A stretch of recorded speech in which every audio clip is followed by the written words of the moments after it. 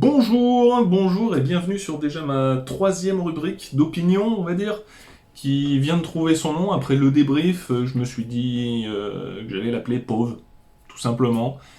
Donc les commentaires vous sont ouverts hein, pour me dire ce que vous en pensez. Merci à toutes celles et ceux qui sont abonnés au compte Instagram @furtif motorsport, sur Facebook ou sur la page LinkedIn du même nom. Si vous pouviez faire pareil sur la chaîne YouTube, ça serait vraiment, mais alors vraiment top, vraiment incroyable. Je vous attends, cliquez sur le petit bouton abonné, la petite cloche et tout ce qui va bien. Place aux pauvres donc, que je tiens à faire au moins le lendemain, histoire de pas laisser trop de place à l'émotion à chaud, on va dire.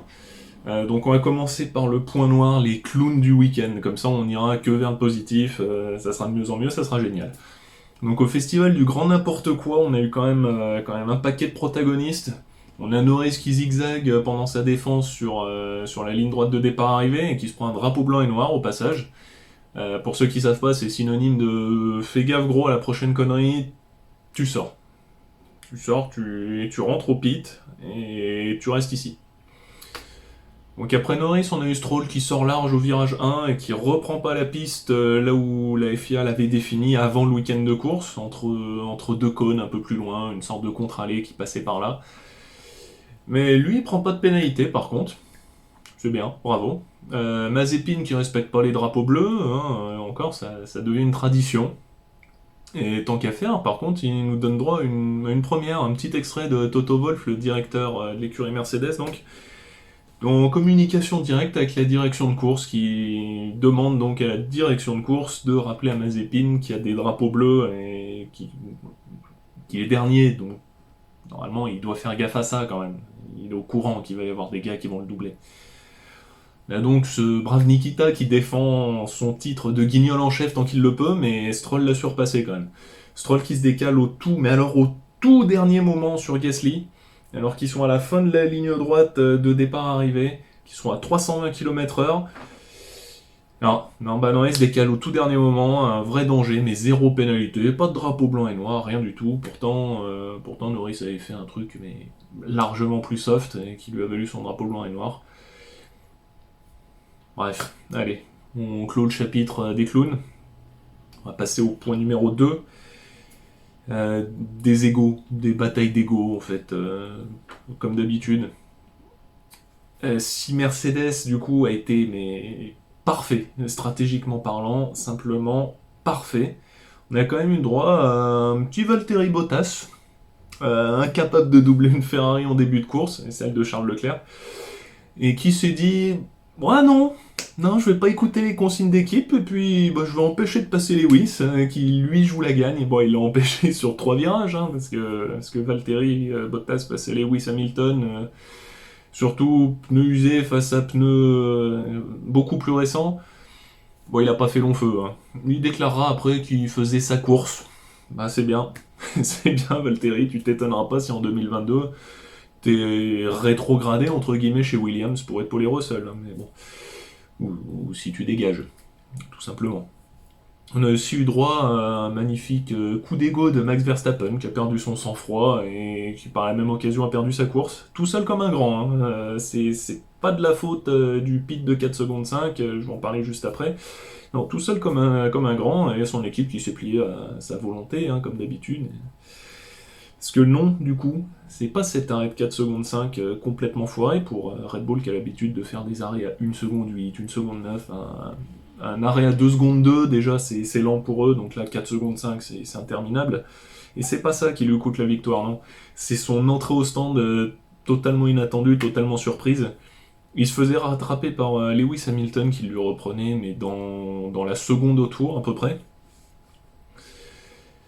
Sauf que, Sauf que, bah oui, Lewis allait le doubler là, dans ce tour-là, ou dans le tour d'après, ou 2 tours après, grand maximum.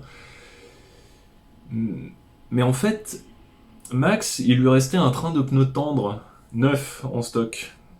Tandis que chez Hamilton, il leur restait qu'un train de médium usagé. Par usagé, c'est qu'ils ont déjà 5 ou 6 tours dans la tronche, quelque chose comme ça. Mais ça, l'équipe de mécanos, l'équipe d'ingénieurs, l'équipe de fins stratèges chez Red Bull, enfin bref, toute l'équipe sur le muret, enfin c'était de leur responsabilité de dire à Max, vas-y gros, calme-toi, c'est pas grave, là tu restes deuxième pour l'instant, t'essayes de pas trop te faire larguer, tu continues sur ton train de médium, et 10 ou 12 tours avant l'arrivée, on te met sur les tendres, et là tu vas défoncer Lewis. Bah non, il est rentré trop tôt. Les mécanos étaient pas prêts, hein, du coup, c'est ce qui a conduit à faire les 4 secondes 5 d'arrêt. Et puis bah c'est ça qui... Pour moi en tout cas, c'est ça qui lui a fait perdre le Grand Prix. Voilà, en tout cas ça a laissé la totale liberté à Mercedes de dérouler leur projet. Hein. Et c'est pas Mazepin qui aura bloqué Hamilton pendant quelques virages, qui aura changé la donne. Bref, allez, point numéro 3. Point numéro 3. Enfin un point positif. Le spectacle. Barcelone s'est donné comme un des circuits les plus ennuyants de tout le calendrier de la F1. Bah non. Parce que sur la piste, il y a eu des dépassements, mais en veux-tu, en voilà. Il y a eu de la stratégie, de ouf. Bref, pour moi, c'est certainement la plus belle course depuis Sakir l'an dernier. Donc Sakir, en fait, c'est le circuit, c'était le nom donné à la course qui s'est déroulée à Bahreïn, mais sur le tracé un peu particulier, qui tournait en 50-55 secondes par là, et qui en fait était tout simplement incroyable aussi. Bref, c'est sûr que là, pour Barcelone, en regardant la grille de départ et en regardant le classement final, ouais, on peut avoir des doutes. Hein. Déjà, les 4 premiers, c'est les mêmes, c'est dans le même ordre. Mais en fait, non.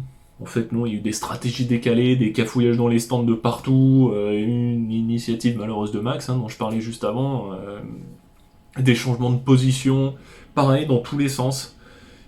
Des stratégies illisibles hein, pour nous, pour nous, simples spectateurs. Donc on savait pas en fait où ils en étaient, les gars. On savait pas s'ils allaient pouvoir ressortir en tête, ressortir totalement plongé dans le trafic.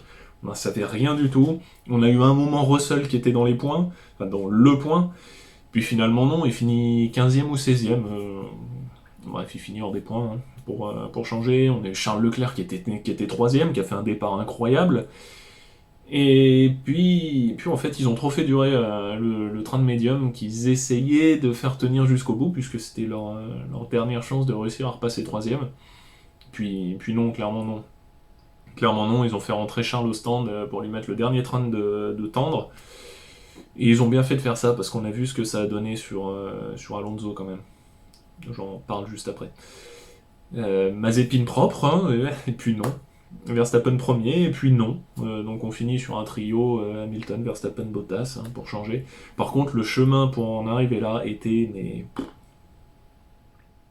il était fou. Si tous les grands prix ennuyants pouvaient être comme ça, mais ça serait top. Portimao, qui était censé être fou, je me suis presque endormi devant. Là, il a dû se passer 3 ou 4 tours où je me suis rapidement ennuyé. 3 ou 4 tours sur 66 quand même. C'était incroyable. J'espère que Monaco, ça va se passer pareil, voire mieux. Si Charles pouvait gagner, ça m'arrangerait beaucoup, mais on verra. Et du coup, voilà, c'était tout pour moi. Moi, j'ai retenu ces 3 gros points. J'ai retenu que ces 3 gros points, entre guillemets, parce qu'il y a eu aussi une stratégie aléatoire chez Ferrari, je viens d'en discuter très rapidement. De là à dire qu'elle a coûté un podium à Charles, il y a qu'un pas. La Ferrari est quand même un petit peu en deçà, bien en deçà des Mercedes et Red Bull. Je suis en train de préparer un petit quelque chose pour plus tard, je vous expliquerai. Et Fernando Alonso, du coup, qui lui n'a fait que 2 relais, hein, si je dis pas de bêtises, et qui a fait durer ses médiums mais jusqu'au bout, et qui termine du coup derrière Nicolas Latifi. C'est hyper triste, alors qu'en face on a Esteban Ocon qui termine 7ème je crois, et qui avait en tout cas démarré 6ème. Une très bonne journée chez Alpine, hein. En ce moment c'est la régalade. Heureusement que c'était de la faute d'Abitbull si il gagnait pas. Allez, en tout cas c'était un beau Grand Prix carrément, plus intéressant que le Portugal.